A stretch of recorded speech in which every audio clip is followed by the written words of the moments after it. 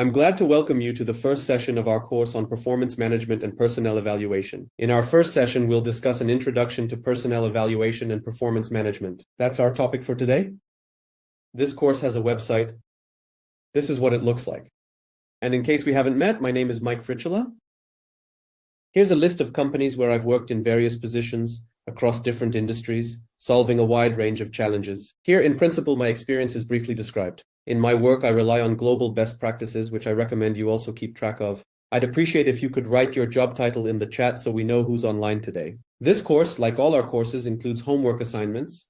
Completing them will allow you to receive our diploma, so make sure to complete them. We issue the diploma on a very popular online platform, but you can also download a PDF version. So we have an HR manager, we have an HR list, that's great. The course itself consists of 8 sessions, and we essentially examine, on one hand, different stages and approaches to performance management, as well as various methods of personnel evaluation. So this course is quite comprehensive. It covers different approaches to setting goals, giving feedback, and coaching employees based on feedback results. What options are there for employee evaluation? Because evaluation encompasses many things. And at the end, we'll touch a bit on performance. We also have a separate course specifically on performance, how to conduct it in 6 sessions. And this one is more broad. So these 2 courses complement each other well. Depending on your objectives, I'd recommend thinking about which one would suit you better. In today's session, we'll discuss why we need to evaluate personnel in the first place. We'll talk about what the performance management and personnel evaluation cycle looks like, about the benefits of evaluation and performance management, what types and kinds of evaluation exist, and the difference between evaluating results and evaluating competencies. We'll have a small interactive session, and the homework here will also be very interesting in a case study format. So let's start with the interactive part. Question number 1. Please answer, is effectiveness about achieving goals, or how a person achieves results, or does it concern both results and employee behavior, or what someone produces? A, B, C, D. Please write which option you think is correct. From the options provided here, 2 options C and B. Okay, accepted.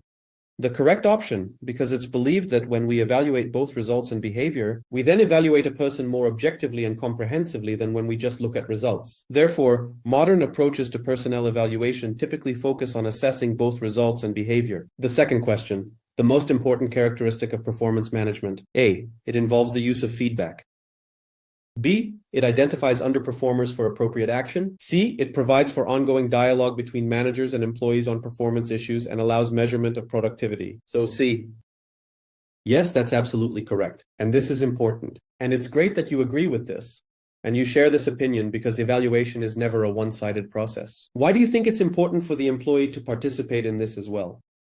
Why is dialogue important? Or to put it another way, what will be different or wrong when the manager evaluates and simply tells the employee, this was bad and this was good, do it this way and don't do it that way? Why does this approach allow us to look at the situation from different angles? Absolutely right. Firstly, when we see the employee's perspective, regardless of what kind of evaluation it is or what it's evaluating, we see things more objectively. But there's another point about why in all types of evaluation, employee involvement in the evaluation process is important. For example, for them to evaluate themselves. Why is this effective and useful? It's necessary to consider both the employee's evaluation and to look at one's own work. But there's one more point. The thing is, the purpose of any evaluation, which is exactly what we're examining in this context during this course. The goal of any evaluation is to improve employee performance.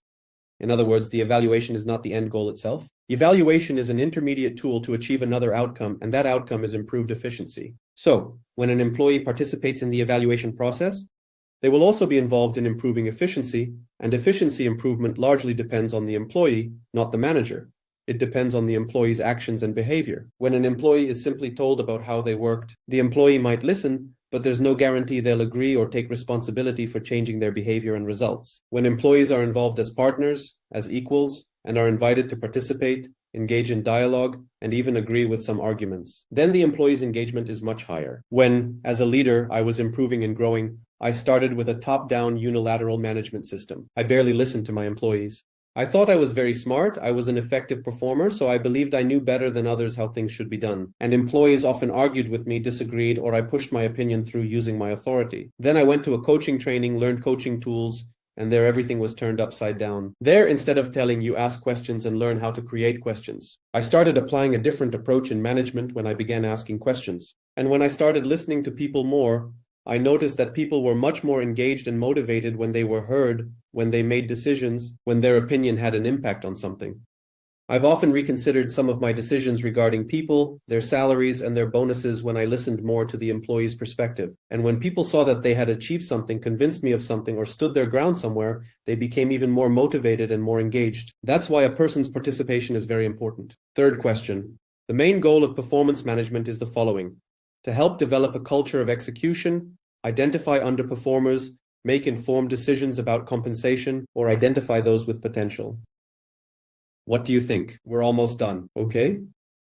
But this is actually not a bad answer either. It's close. In fact, they're all pretty good, but the most correct one is that an organization's performance culture is when everyone tries to improve their work efficiency. Everyone is involved in this. And it's precisely because of this that the company achieves results. Now, when we talk about employee evaluation, there are different methods of assessment and different aspects to evaluate. When a company wants to evaluate employees, it can involve different things. For example, we might want to assess knowledge, skills, motivation, competencies, or results, or characteristics, engagement, satisfaction, loyalty, burnout, stress, potential, talents. These are all indeed evaluations, but these assessments have slightly different goals, different means, and different methods. In this course, we'll get acquainted with different types of assessment, and we'll touch on a little bit of everything. In other words, we'll learn how to evaluate different aspects in general. Most companies are still most interested in assessing points 4 and 5, namely competencies and work results, because these points are most closely associated with efficiency and effectiveness. That is what the company ultimately gets from the employee. Other things are also important and interesting for the company. The company also wants to evaluate these. Consequently, what is most often referred to as personnel evaluation.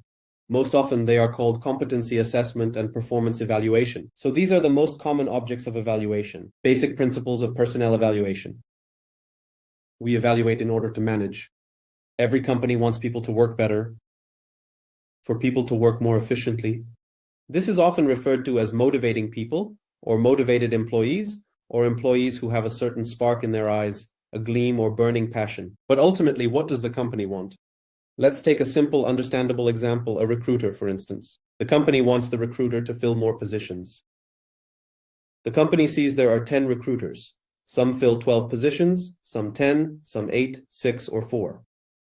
The company wants every recruiter to fill 12 positions because they've seen that one person can do it. Or the company has learned that another company is filling 14 positions. That's why the company wants us to fill 14 positions too. So it's a natural desire of any business for people to produce more results. And when we talk about more results, we can't improve it if we don't measure it. Therefore, measuring people's work is one of the first steps towards improving their efficiency, effectiveness, and doing so in an ethically sound manner. Next, it's impossible to achieve success in areas where you know nothing. Here's another principle that affects measurement. You don't know anything until it's measurable. It's impossible to measure if you can't evaluate, and it's impossible to evaluate if you can't observe.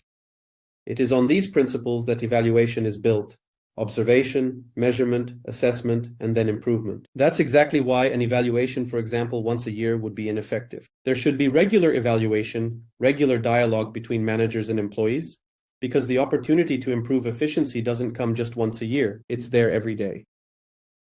So it's strange to wait once a year to influence something that could have been influenced at any time. What's also good is that evaluation results are useful in many areas. For example, when we select candidates for a position, including internal ones, to form a talent pool, for selecting people for promotion, for salary review, or moving to another level, for bonus payments, for termination, we won't hide from anyone that someone might be fired based on the evaluation results.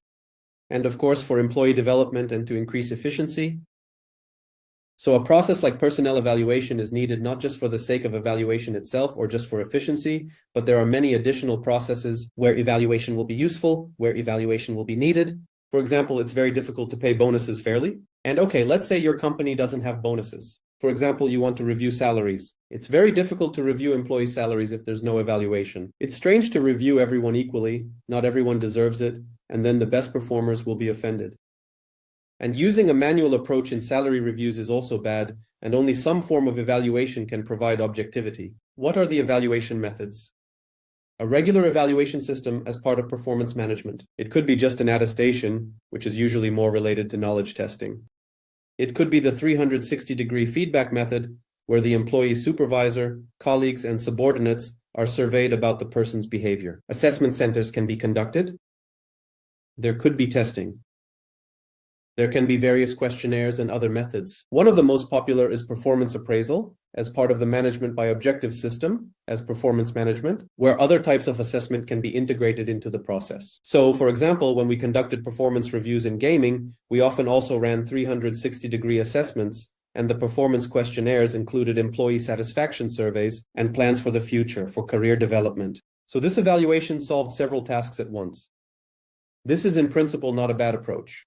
Where do you start when you are thinking about evaluation or performance management? I recommend thinking about these questions and providing answers to them.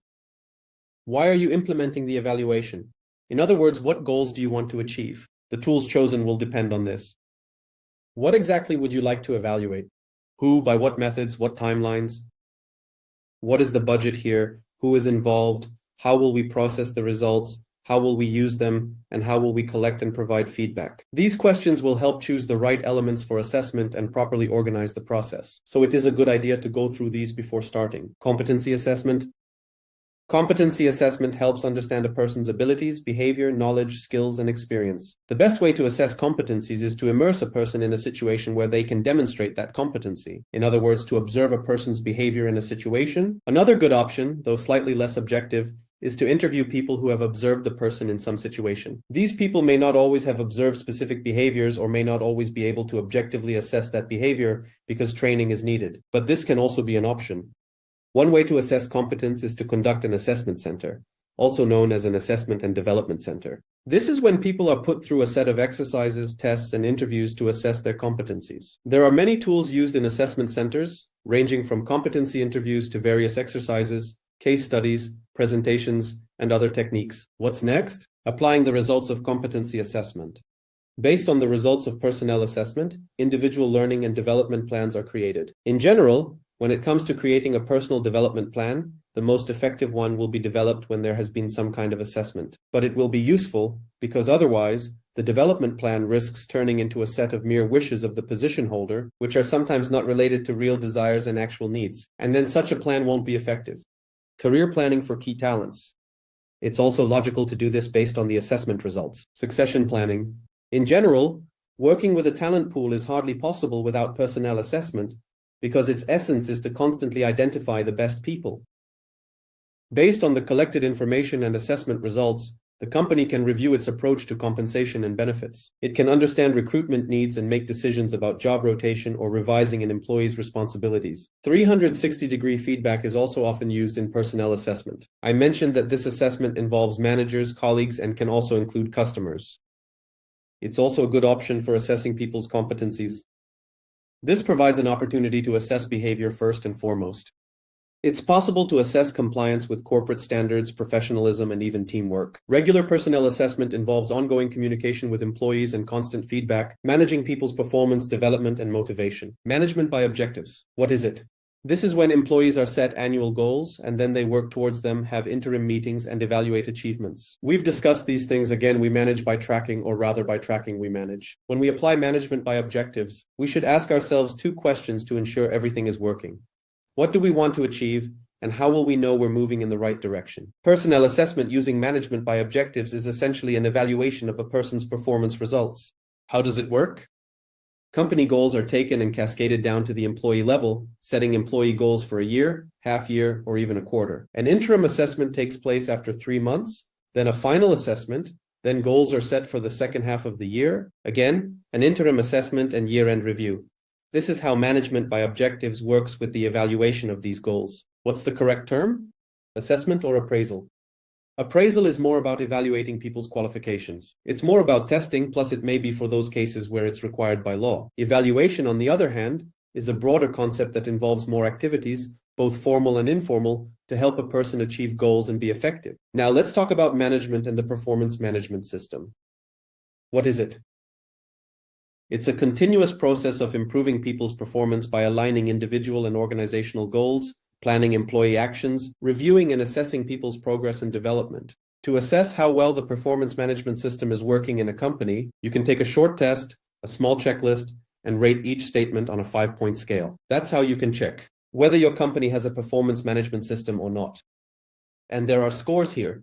I recommend taking and completing such a test thoughtfully after the class. Next, you can also ask managers to gather their opinions. There's also an evaluation scale and employee section here. When you've gone through all 3 parts, filling out this part yourself, asking managers for this part, and employees for this part, you'll understand where you stand and how well your performance management system is working. What is the essence of performance management?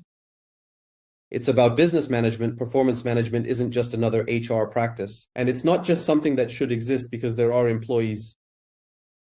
It's considered part of business practice, meaning the company needs it for business growth. It's part of strategy implementation. Performance management is what line managers do, and the process itself is there to help them. So it's simply a part of people management that managers should be engaged in. Again, it's a process, a managerial process. It's a natural management process and a powerful means of ensuring the achievement of the organization's strategic goals. These are the characteristics of an effective performance management system.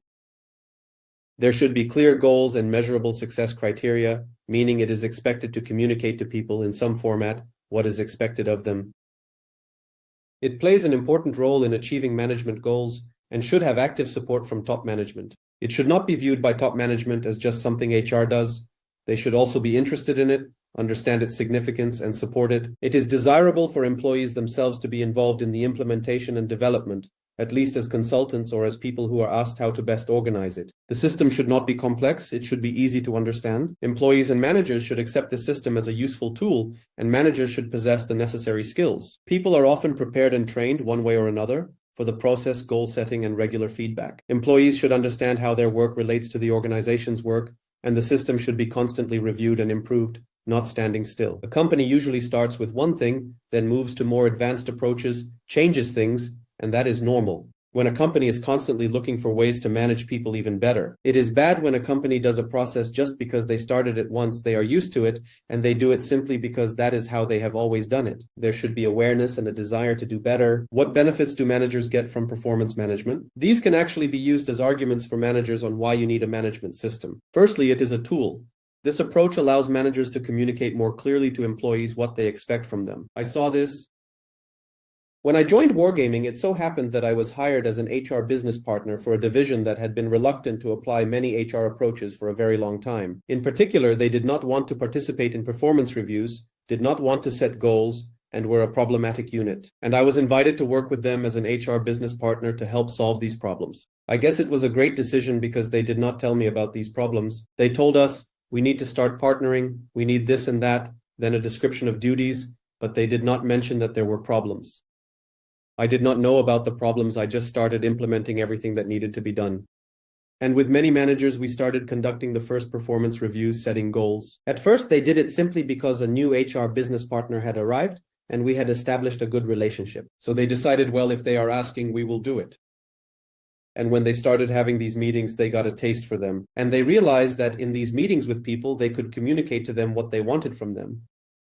Because when you do not have a process, but you have teams, you will not go to everyone and say, listen, I have decided to tell you what I want from you. In everyday life, managers don't get such an opportunity. But when there's a process, it encourages this. The process allows for better quality meetings between managers and employees. Once I was at PRP company, then at IDL company, implementing one-on-one meetings, and I trained the managers on how to conduct these meetings properly, gave them a script. Some managers would tell me, we already have meetings. What do you want? Great. I want you to try conducting them according to the script and compare the results. They were like, okay, fine. And then after they conducted them, they would come and say, you know, this is something. For the first time, we talked with employees about things we had never discussed before, even though we meet every week and sit together. The process allows for better feedback on individuals, their performance issues, and progress. In this course, we'll be studying scenarios, approaches, and methods for providing feedback. We'll talk about how to tell someone they have problems, how to work with problematic employees in general. That is, often managers don't know how to give feedback, don't know how to work with problematic employees, and what they do is they avoid it. Or they come and say, listen, fire him, please. Or they take a long time to make up their minds, gather their thoughts. They grab any first opportunity and fire the employee, and often don't even properly communicate. And for many people, this looks like, a random dismissal. This instills fear in those who remain because they don't understand why the person was fired and we don't say anything. The performance management process allows for giving guidance that enables people to make the best use of their abilities, build closer working relationships, and identify individual needs for learning and development. That is, when there's a good management process, there are better quality conversations about what needs to be learned and how to develop. That is, managers and employees start having thoughts and insights about what needs to be learned. They just go, well, what do you want? What kind of course is that? Well, let's sign you up for such a course. I'll support you if you want. When there is performance management, the manager discusses results with employees. Listen, you did not achieve this goal. Why do you think that is? Well, we have discussed it. What do you think about taking this course so that you can achieve the goal in the next 6 months? It is already a more substantive conversation. What do employees get from performance management? They learn what is expected of them. It is generally considered that understanding what is expected of you at work is one of the highest factors of engagement. There is even a question about engagement, knowing how they are handling their work. Many people can work for years without understanding whether they are valued or not, whether their bosses are satisfied or dissatisfied with them, and some people are even ready to quit their jobs because they think they are not valued. And managers will be upset by this fact because they did not communicate that they value the employee. They know what they need to do to achieve their goals. In other words, they are actually receiving help from their managers. And for them, it is an opportunity to discuss their work, development needs, training, future, and anything else they want with their manager. So for employees, it is also a chance to discuss issues they would not dare to bring up in other situations. So that is an introduction to management and employee evaluation for those in our course. For homework, you will need to familiarize yourself with a case study and propose solutions to the problems on one page in this format. Here you have a case description, detailed problems and tasks, and a commentary. By the way, the case itself is similar in format to those used by assessment centers to evaluate people, so it is interesting from that perspective too. What can you read? There is a good book by Armstrong. Performance management can be a good addition. With that, we are concluding our first session. Next, we will discuss how to plan for effectiveness and communicate it to people. That is all. Thank you all for your attention. Who else is with us on the course? Come join us. Let us go through it together. That is everything. Bye-bye. See you soon.